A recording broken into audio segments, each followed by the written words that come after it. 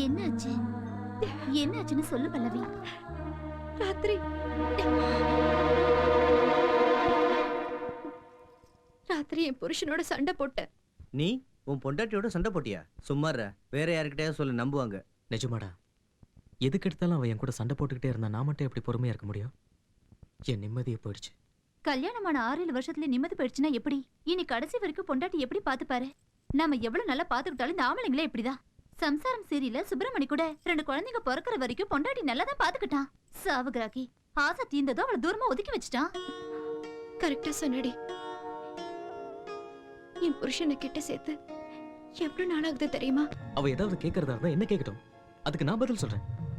அதை விட்டுட்டு குழந்தைங்களை போய் அடிக்கிறது. குழந்தைங்களை போய் அடிச்சியா? ஏண்டி இப்படி பண்ண? குழந்தைங்கன்னா உன் புருஷனுக்கு உயிராச்சே.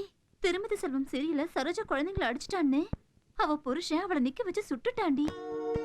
முன்னெல்லாம் எவ்வளவு சந்தோஷமா இருந்தோம் தெரியுமா? கரெக்ட் தாண்டி. புருஷன் பொண்டாட்டினா உங்கள மாதிரி தான் இருக்கணும்னு நானும் பொறாமப்பட்டதுண்டு. ஆமா பாலா, நீயும் தங்கச்சியும் குழந்தைகளும் எவ்வளவு சந்தோஷமா இருந்தீங்க.